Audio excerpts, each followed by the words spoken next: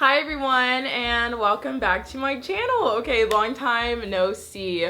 Guys, I'm sorry, but I do have a great video for you today. So this is advice that I would give you if I was your volleyball coach. I get a lot of questions all the time and I really want to help you guys out, so let's get into it. Okay, so first thing I would say if I was your coach, I would say to give max effort all the time because you never know who's watching at a game. You never know who's in those stands, who's gonna watch, who's videoing, nothing like that. So say you're playing and you don't go after a ball, you could have got there, but you're just like, nah, I don't need to, I don't want to, whatever it is. Guys, what if there was a scout in the stands and they're a scout for like a really big college that you love, that you wanna go to, and they see you not give effort, they're gonna be like, I don't really like that. Next. They don't have to recruit you, you know, like they can be choosy with what they want and who they want. It's really important to kind of eliminate any of those like non-physical factors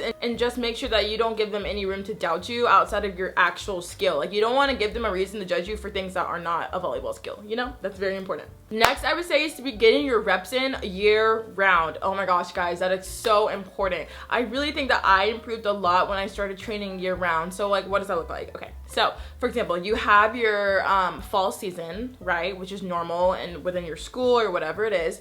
But then you go into the spring and you're not playing club.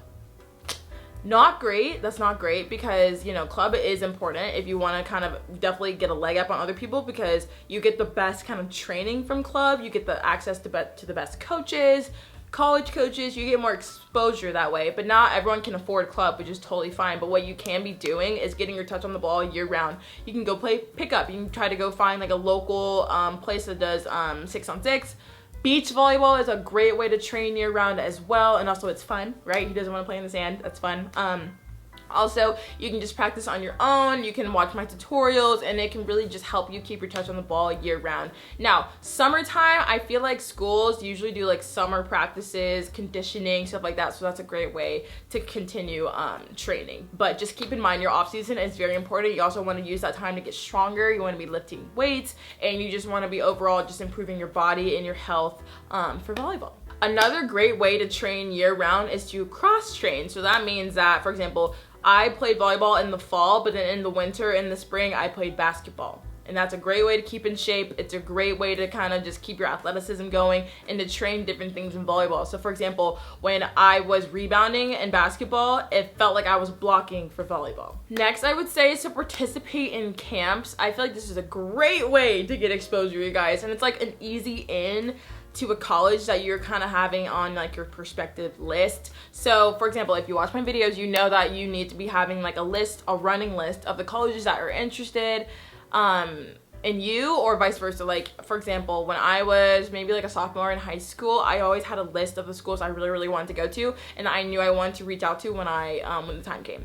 Just having that list is really helpful, but also I guarantee you most of those schools are going to be having camps in the off season, which is the spring or the summertime. That is when they want kids to come in from their local community or from anywhere, and they want to teach you the game of volleyball, yes, but they're also looking for girls to recruit. That's just how it is. Like, so for example, when I was at Southern Mississippi, which is a Division I volleyball program, we had to work the camps. What kid doesn't want to be coached by a Division I volleyball player?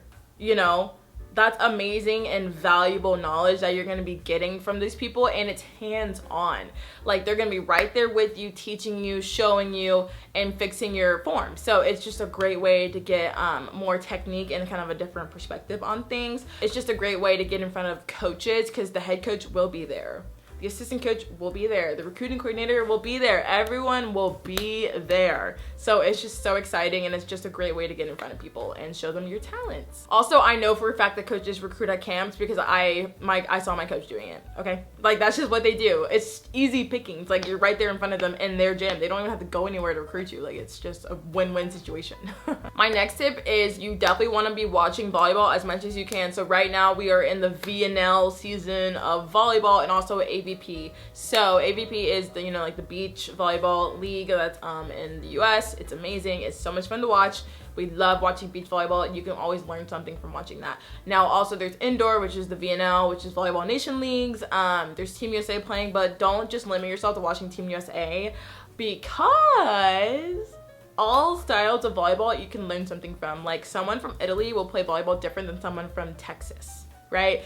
Someone from Hawaii will play volleyball different than someone from Georgia. Like it's all different, but it's all valuable to learn and know and also witness. This is another great tip. If you're in club and they offer private lessons, I would honestly highly suggest doing that. Private lessons are great. I used to take private lessons when I was like in my junior year, and I took it from a Division I volleyball player. She was great. Y'all, that really helped, okay? Because that one-on-one time is invaluable. So if that is something that is within your means, I would definitely go for it because it is helpful. My next tip as your hypothetical coach is to perfect your serve and serve receive. Okay. Serve and pass is like the cornerstones of volleyball. It makes the world go round. Okay. It is very important to the game and your game especially, because listen, if you want to go play in college, you have to be able to pass the ball. Unless you're a middle, then you get a pass, which is like, yay.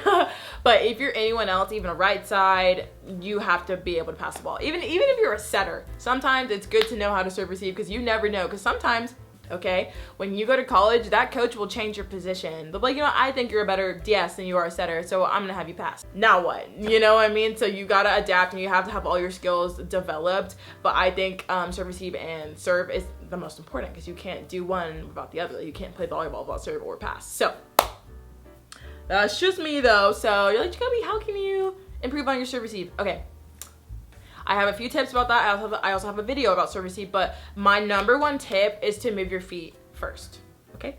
And keep your eyes on the ball. So if you see the ball moving a little bit to your right, move your feet there before the ball even crosses the plane of the net, because you want to beat the ball. Don't let the ball beat you, because if the ball beats you, you're cooked, okay? And the ball might just shank everywhere. But if you're beating the ball, you're gonna be prepared. Your platform's gonna be nice and firm, and your feet are gonna be nice and bent and wide, shoulder width apart, and you're not gonna be crossed over. It's not gonna be weird. So that's very important. Now for serving is very important, because I feel like that's also a valuable skill that coaches will want you to have. So for example, if anyone is watching this and they have watched college volleyball this past season, there is a girl on the University of Pittsburgh, or Pitt volleyball, who is a known serving sub. Now, I don't want people to think that like just because she's a serving sub, she's not good. That's not true. She's a serving sub because she is good, right? Because the coach knows that she is lethal from the serving line. She can place it very well. That's very important. She can serve anybody on the court, anywhere, anytime, anyhow.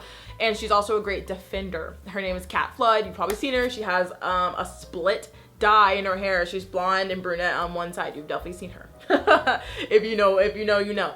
And the girl's good. She's got game. She's scrappy. She can play defense. She can serve, receive. She can set. She can hit. She can literally do everything. She's like a utility player to the max. And she also has a great serve. So what does their coach do? He subs her in as a serving sub for one of the middles, okay? And he has her be a serving sub, and she plays left back defense, just as a libero would. Or as we saw later in the season, he would use her as a second libero and just have her go in sometimes and have her go out, whatever, and still use her as a serving sub without actually using a sub, which was smart. That's really smart.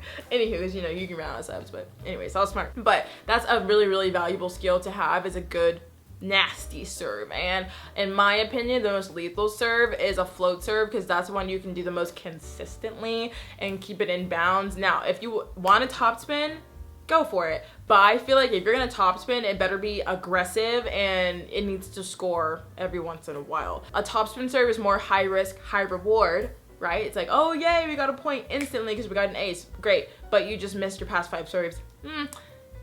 The trade-off is not great. But if it's a float serve, you know, it's low risk and medium low reward, right? Sometimes you will get an ace, sometimes you won't, but at least you're not missing it, so you're not losing points. So it's kind of a good trade-off there. Another tip I have is to go watch volleyball in person. I know I'm always like, oh, you can watch it on YouTube, you can watch it on TV, because it's so easily accessible. But I feel like there is nothing better than going to see a volleyball game in person, men's or women's.